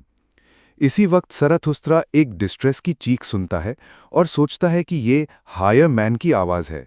वो उसको ढूंढने निकल पड़ता है। Chapter 3 conversation with the Kings. रास्ते में उसे 2 किंग्स मिलते हैं जो एक गधे यानी एस को लेकर जा रहे होते हैं। इन्होंने अपनी किंगडम्स छोड़ दी हैं क्योंकि उन्हें गुड सोसाइटी से घिन हो गई है। वो लोग सिर्फ छोटी छोटी प्लेजर्स और एक दूसरे को खुश करने में लगे रहते हैं। जब ज़राथुस्त्रा बताता है कि वो हायर मैन को ढूंढ रहा है तो किंग्स बहुत खुश होते हैं। ज़राथुस्त्रा उनको अपनी केव में वेट करने के लिए भेज देता है। Chapter 4 the Leach. ज़राथुस्त्रा एक स्वॉम्प में एक आदमी पे गिर जाता है जो अपनी बाजू पे लीचेस चढ़ा रहा होता है। ये कॉन्शियंशियस इन स्पिरिट का सिंबल है, मतलब ऐसा इंसान जो अपने थॉट्स में से सारे प्रेजुडिसेस और अजम्पशंस को सक आउट करना चाहता है, बिल्कुल लीच की तरह। ज़राथुस्त्रा इसे भी अपनी केव भेज देता है। Chapter 5 the magician. अगला एनकाउंटर एक मजिशियन से होता है जो जमीन पे तड़प रहा होता है एक थॉट से टॉर्चर होकर।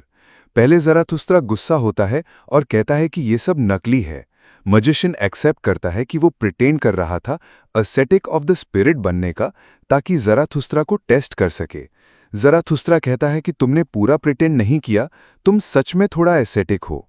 मजिशियन चाहता है कि लोग उसे ग्रेट समझे, लेकिन वो जानता है कि वो ग्रेट नहीं है। ज़राथुस्त्रा उसकी ऑनेस्टी को एडमायर करता है और उसे भी अपनी केव भेज देता है। Chapter 6 retired. अब वो एक औरत को नहीं बल्कि लास्ट पोप को मिलता है। ये पोप उदास है क्योंकि गॉड मर गया है। वो ज़राथुस्त्रा को सबसे ज्यादा पायस नॉन बिलीवर के तौर पे देखता है। पोप कहता है कि गॉड मर गया क्योंकि उसने इंसानों पे बहुत ज्यादा पिटी किया। ज़राथुस्त्रा क्रिटिसाइज करता है गॉड को, बोलता है कि उसने हमें गलत बनाया और फिर हमें पनिश भी किया। पोप इम्प्रेस्ड होता है और ज़राथुस्त्रा उसे भी अपनी केव भेज देता है। Chapter 7 the ugliest man. Zarathustra ऐसी वैली में जाता है जहां कोई जानवर नहीं है। वहां ज़राथुस्त्रा को मिलता है द अग्लीएस्ट मैन, वो आदमी जिसने गॉड को मार दिया। ज़राथुस्त्रा एक मोमेंट के लिए पिटी फील करता है, लेकिन फिर उससे ओवरकम कर लेता है। अग्लीएस्ट मैन कहता है कि गॉड को उसने इसलिए मारा क्योंकि गॉड हर चीज देख लेता था, उसको सब पता होता था, और सबसे बड़ी वजह थी गॉड की पिटी। ज़राथुस्त्रा इसे भी केव भेज देता है। चैप्टर 8 द वॉलंटरी बेगर। अब एक वॉलंटरी बेगर मिलता है। ये पहले रिच था, लेकिन रिच लोगों से बोर होकर इसने गरीबी चूज की, लेकिन पुअर लोग भी इसको उतने ही डिस्गस्टिंग लगे जितने रिच थे।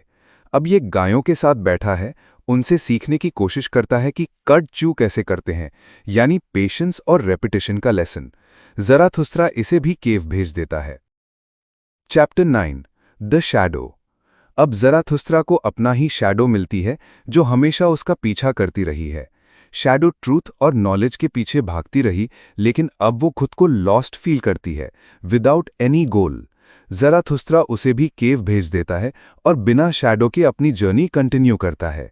Analysis part 4 chapter 1 to 9।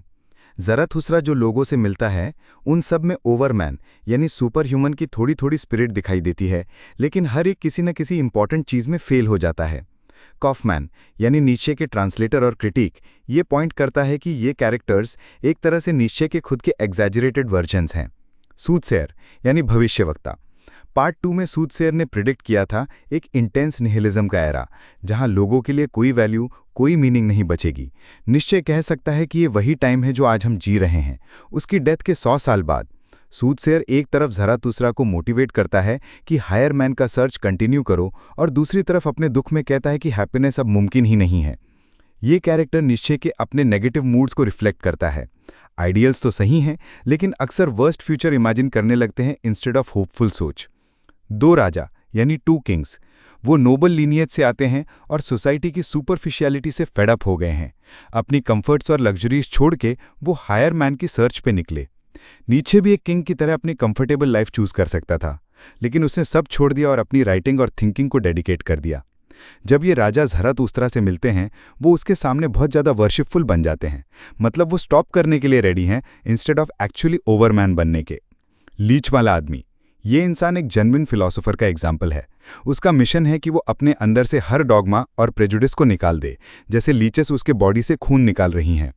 लेकिन प्रॉब्लम यह है कि वो सिर्फ पुराने प्रेजुडिस से फ्री हो पाया है, अभी तक कुछ नया क्रिएट नहीं कर पाया है। मतलब डिस्ट्रॉय करना आ गया है, लेकिन बिल्ड करना अभी नहीं सीखा। मैजिशियन यानी जादूगर, वो अपने आप को एक असेटिक ऑफ द स्पिरिट बना के दिखाता है, मतलब अपने ही थॉट्स के टॉर्चर में जीता है। नीचे के हिसाब से फिलॉसफी ने अपनी पहचान तभी बनाई जब उसने असेटिक प्रीस्ट का मास्क पहना, मतलब प्रिटेंड किया कि वो भी एक डीप मिस्टिकल और सीरियस चीज़ है। लेकिन असल में फिलॉसफर एक प्रैंकस्टर और लाइट स्पिरिट होता है। मैजिशियन खुद एक्सेप्ट करता है कि वो अभी ओवरमैन नहीं है, और ये ऑनेस्टी ज़राथुस्त्रा को पसंद आती है। गॉड की पिटी, ये आइडिया नीचे की पिटी वाली क्रिटिक का क्लाइमैक्स है। पुराने टेस्टामेंट के गॉड स्ट्रिक्ट और लॉ गिवर थे, लेकिन न्यू टेस्टामेंट में वो एक पिटी फील्ड गॉड बन गए जो इंसानों के दुख दर्द को शेयर करते हैं। नीचे कहता है कि अगर सब ह्यूमैनिटी के सफरिंग को फील करना है तो इतनी ज़्यादा पिटी चाहिए कि एक गॉड भी उसको टॉलरेट नहीं कर पाएगा, और इसी पिटी की वजह से गॉड खुद ही मर गए। लास्ट पोप ये मान लेता है, लेकिन अब भी उसकी लॉन्गिंग है गॉड के लिए, एक एब्सोल्यूट के लिए। अगलीस्ट मैन, सबसे बदसूरत आदमी। इसमें एक नोबिलिटी है, वो लोगों की पिटी को रिजेक्ट करता है। उसके लिए गॉड एक वॉरियर बन जाता है जो उसकी अगलीनेस और सफरिंग को पिटी के नाम पर एक्सपोज करता है। ज़राथुस्त्रा को ये पसंद आता है कि वो पिटी को हेट करता है। नीचे खुद भी कॉन्स्टेंट इलनेस में था और शायद उसने भी अनवांटेड पिटी काफ़ी बर्दाश्त किया होगा, इसलिए ये रिफ्लेक्शन है उसकी लाइफ का। वॉलंटरी बेगर, अपनी मर्जी का भिखारी। इसको भी सोसाइटी के प्रिटेंसेस और प्रेजुडिसेस से नौजिया होती है। वो सीखना चाहता है च्यू द कर्ड, मतलब एक बात को ध्यान से बार बार सोचना और डीपली डाइजेस्ट करना। नीचे अपने ज़माने के लोगों को क्रिटिसाइज करता था कि वो बहुत फास्ट रीड या थिंक करते हैं बिना डेप्थ के, लेकिन ये बेगर सिर्फ एक काऊ की तरह र्यूमिनेट कर पाता है। वो कुछ क्रिएटिव, कुछ नया सोच नहीं सकता। ज़राथुस्त्रा का शैडो में एक क्वालिटी है, वो ट्रूथ और नॉलेज के लिए कंटिन्यूसली सर्च करती है, लेकिन अब उसको लगता है कि ये सर्च यूजलेस है और वो डिस्करेज हो गया है। शैडो एक नोबल सीकर है, लेकिन उसमें स्टैमिना की कमी है और अपना इंडिपेंडेंट रास्ता बनाने की हिम्मत नहीं है। वो सिर्फ ज़राथुस्त्रा का पीछा करता है। ओवरमैन बनने के लिए अपना खुद का रास्ता बनाना पड़ता है। ओवरऑल पार्ट 4 के ये चैप्टर्स दिखाते हैं कि हर कैरेक्टर में थोड़ा ओवरमैन का स्पार्क है, लेकिन वो इनकम्प्लीट है। ये सब नीचे के खुद के एस्पेक्ट्स के एग्जैजरेटेड रिफ्लेक्शंस हैं। The spoke Zarathustra part 4 chapters 10 to 20 summary. Chapter 10 at noon. Zarathustra एक दरख्त के नीचे दोपहर के वक्त लेट जाता है और थोड़ी देर के लिए सो जाता है। उस मोमेंट में उसे लगता है कि दुनिया बिल्कुल परफेक्ट है, हर चीज़ अपनी जगह पर खूबसूरत। Chapter 11 the welcome. ज़राथुस्त्रा अपनी केव में वापस आता है। वहां फिर से उसे एक मदद की चीख सुनाई देती है जो उसने पहले हायर मैन से जोड़ी थी, लेकिन अंदर जाके पता चलता है कि ये चीख असल में उन सभी लोगों की कलेक्टिव चीख है जिनसे वो दिन भर मिला था। ज़राथुस्त्रा उन सब से कहता है कि तुम लोग ओवरमैन नहीं हो, तुम अभी भी कमज़ोर हो, दूसरों की अप्रूवल चाहते हो और पुराने ज़माने के प्रेजुडिसेस अभी भी तुम्हारे अंदर हैं। तुम सिर्फ पुल हो ओवरमैन तक के लिए। इस बात का साइन कि कुछ और बड़ा आने वाला है। चैप्टर 13 द लास्ट सपर। सूदसेयर यानी जो फ्यूचर बताता है के कहने पर सब लोग मिलकर एक फीस्ट तैयार करते हैं। Chapter 14 on the higher man. खाना खाते वक्त ज़राथुस्त्रा उन सब से बात करता है हायर मैन के बारे में। उसने प्रोलॉग में सीख लिया था कि आम लोगों से ओवरमैन के बारे में बात करना बेकार है, क्योंकि वो हमेशा कहते हैं सब बराबर हैं खुदा के सामने। लेकिन अब खुदा मर गया है और इंसान को अपने आप को ओवरकम करना होगा ताकि वो ओवरमैन बन सके। सेल्फ ओवरकमिंग के लिए ज़रूरी है हिम्मत, सफरिंग, अपने दुख उठाना, अकेलापन और कभी-कभी ईविल को भी एक्सेप्ट करना। ज़राथुस्त्रा कहता है तुम्हें ये गम नहीं करना चाहिए कि तुम ओवरमैन नहीं हो। सबसे इंपॉर्टेंट यह है कि तुम बिना शर्त के हर चीज़ पर शक करना सीखो और हंसना और डांस करना भी सीखो। Chapter 14 the song of melancholy. Zarathustra बाहर निकलता है और मजिशियन सबको एक पोएम सुनाता है। पोएम का थीम यह है कि शायद वो सच का तलाशगार नहीं बल्कि सिर्फ एक बेवकूफ़ या सिर्फ एक पोएट है। Chapter 15 on science. एक कॉन्साइंशियस ऑफ स्पिरिट, मतलब जो सच में साइंस को समझता है, वो बंदा कहता है कि साइंस असल में इंसानों के डर से पैदा हुई थी। लोग जानवरों से डरते थे और अपने अंदर के इंस्टिंक्ट से डरते थे, तो उस फियर को रिफाइन करके साइंस बना ली। ज़राथुस्त्रा जब वापस आता है तो ये सुनता है और वो कहता है कि साइंस असल में हमारी करेज यानी हिम्मत को रिफाइन करने से पैदा हुई थी, ना कि डर से। Chapter 16 among daughters of the wilderness. Zarathustra का शैडो यानी उसकी एक और रूहानी शक्ल एक सॉन्ग गाता है। उस सॉन्ग में वो एक टाइम याद करता है जब वो ओरिएंट में था और हर तरह के डिलाइट्स यानी लुत्फ और मज़े से घिरा हुआ था। Chapter 17 the awakening. ज़राथुस्त्रा फिर बाहर आता है और खुश होता है कि उन सब ने मिलकर द स्पिरिट ऑफ ग्रेविटी यानी बोझ हर उदासी को भगा दिया था, लेकिन फिर वो देखता है कि सब अंदर एक गधे की पूजा कर रहे हैं। Chapter 18 the ass festival. Zarathustra गुस्से में वहां जाता है और उन्हें डांटता है कि तुम लोग एक गधे की पूजा क्यों कर रहे हो, लेकिन फिर वो सोचता है कि शायद ये एक अच्छी निशानी है क्योंकि इसका मतलब है कि ये लोग अब रिकवर कर रहे हैं। Chapter 19 the drunken song. सब लोग बाहर निकलते हैं ठंडी रात में। सबसे अगली आदमी कहता है कि पहली दफ़ा उसे अपनी पूरी लाइफ से सेटिस्फैक्शन महसूस हुआ है। बाकी सब भी अग्री करते हैं और शुक्रिया कहते हैं ज़राथुस्त्रा का। तब ज़राथुस्त्रा एक सॉन्ग गाता है जो पूरी किताब का एक तरह से कल्मिनेशन या चोटी है। वो कहता है दुनिया बहुत गहरी है, बहुत दुख और बहुत खुशी से भरी हुई है, लेकिन दुख हमेशा इंसान को कहते हैं कुछ और ढूंढो, जबकि खुशी सिर्फ अपने आप को हमेशा के लिए चाहती है। क्योंकि हर चीज़ डीपली कनेक्टेड है, हम खुशी का इटर्नल होना नहीं चाह सकते बिना उस दुख के जो उसके साथ आता है। ज़राथुस्त्रा कहता है joy wants the eternity of all things, wants deep eternity. Chapter 20 the sign. अगली सुबह ज़राथुस्त्रा उठता है और अपनी केव के बाहर एक शेर देखता है। वो इसे एक निशानी समझता है कि ओवरमैन आने वाला है। ज़राथुस्त्रा ट्रायम्फेंट महसूस करता है क्योंकि उसने अपना आखिरी पाप भी जीत लिया है, पिटी जो उसे हायरमैन के लिए महसूस होती थी। Analysis part 4 chapter 10-20। पार्ट 4 पूरे तौर पे आयरनी और ह्यूमर से भरा हुआ है, जो एक ऐसी किताब से एक्सपेक्ट भी करना चाहिए जो हमेशा लाफ्टर को प्रेज करती है। पहले 9 चैप्टर्स में हमें अलग अलग कैरिकेचर्स मिलते हैं जो नीत्शे ने खुद पर भी मजाक करने के लिए बनाए हैं। लास्ट के 11 चैप्टर्स और भी ज़्यादा लाइट हार्टेड हैं और इसका क्लाइमैक्स आता है जब ज़राथुस्त्रा के शैडो का एक बिल्कुल ही फ्रिवलस सॉन्ग यानी मजाहिया सॉन्ग आता है। ज़राथुस्त्रा के कंपेनियंस कभी भी ओवरमैन नहीं बन सकते क्योंकि उन सब के अंदर अभी भी पुरानी दुनिया का बोझ पड़ा हुआ है। जैसे पोप अपने गॉड के प्यार से बंधा हुआ है और जो अगलीस्ट मैन है वो अपनी रिजेंटमेंट और पिटी की फीलिंग से दबा हुआ है। ज़राथुस्त्रा और नीत्शे ने और जगह भी ये क्लेम किया है कि ओवरमैन को ब्रीड करना पड़ेगा, मतलब एक नए तरीके की इंसानियत को पैदा करना होगा। इसी वजह से उसका इंटरेस्ट मैरिज और ब्रीडिंग में है। ये जो कंपेनियंस हैं ये पोटेंशियल ब्रीडर्स हैं, इनके इंटेंशन सही हैं, गोल भी सही है, लेकिन शायद इनके चिल्ड्रन ही नए लोग बनेंगे जो पुराने प्रेजुडिसेस यानी पुरानी सोच से आज़ाद होंगे। ज़राथुस्त्रा उन्हें रीअश्योर करता है, कहते हैं डांस करो, लाफ करो। सबसे ज़्यादा वो कहता है कि अनकंडीशनल चीज़ों से बचो, जैसे गॉड, ट्रूथ या मोरालिटी, क्योंकि जो भी अपने आप को एब्सोल्यूट बोलती है वो डेंजरस है। यही बात पार्ट 3 के दूसरे हाफ के कमेंट्री में भी आई थी। नीत्शे कहते हैं कि सबसे बड़ा दुश्मन है स्पिरिट ऑफ ग्रेविटी, जो ये नहीं समझ पाता कि कुछ भी परमानेंट नहीं है। Chapter on the higher man एक समरी जैसा है नीत्शे की सोच का, और ये खत्म होता है एक बड़े एग्जॉर्टेशन पे, बुलंद आवाज से कॉल पे, डांस करो और लाफ करो। लेकिन तुरंत उसके बाद आता है मैजिशियन का सॉन्ग ऑफ मेलानकली। उस सॉन्ग में वो डाउट करता है कि कहीं ये लाफ्टर और डांस सिर्फ एक एस्केप तो नहीं, मतलब सच्चाई से भागकर क्या हम सिर्फ फूल्स या सिर्फ पोएट्स बन जा रहे हैं।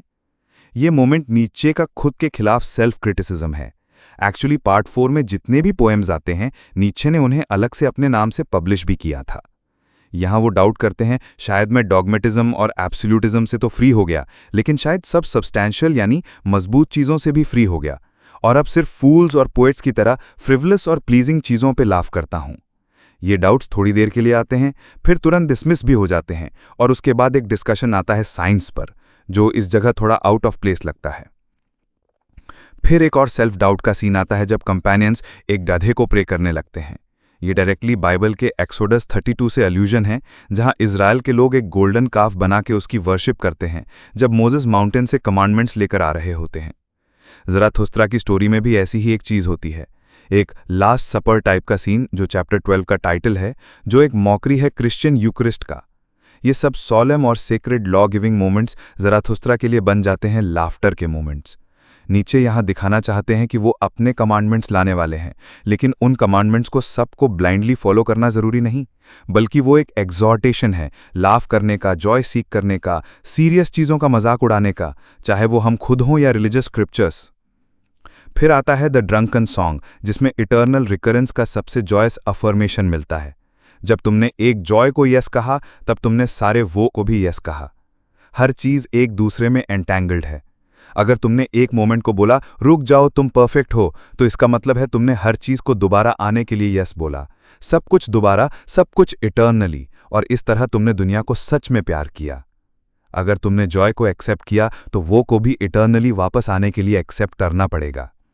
ये आइडिया ये है कि यूनिवर्स अलग अलग स्टैटिक मोमेंट्स का बना हुआ नहीं है, बल्कि हर मोमेंट एक कंटिन्यूअस फ्लक्स यानी लगातार बदलते प्रोसेस का हिस्सा है। तुम एक जॉय को अलग नहीं निकाल सकते क्योंकि वो भी दुख के साथ कनेक्टेड है। अगर तुम इटर्नल रिकरेंस एक्सेप्ट करते हो तो तुम्हें यह भी एक्सेप्ट करना होगा कि तुम्हारे जॉयज और मिजरीज एक ही प्रोसेस के दो हिस्से हैं। तुम्हें सब कुछ एक साथ एक्सेप्ट करना पड़ेगा, और वो भी हमेशा के लिए। फाइनली लास्ट चैप्टर में लायन का अपीयरेंस आता है। ये डायरेक्ट रेफरेंस है ऑन द 3 मेटामॉर्फोसिस पार्ट 1 से। वहाँ लायन सेकेंड स्टेज है ओवरमैन बनने के प्रोसेस में, कैमल, लायन और चाइल्ड। लायन के बाद आता है चाइल्ड, जो इनोसेंट क्रिएटर होता है। ज़राथुस्त्रा जब लायन देखता है वो कहता है मेरे बच्चे पास हैं, मेरे बच्चे पास हैं।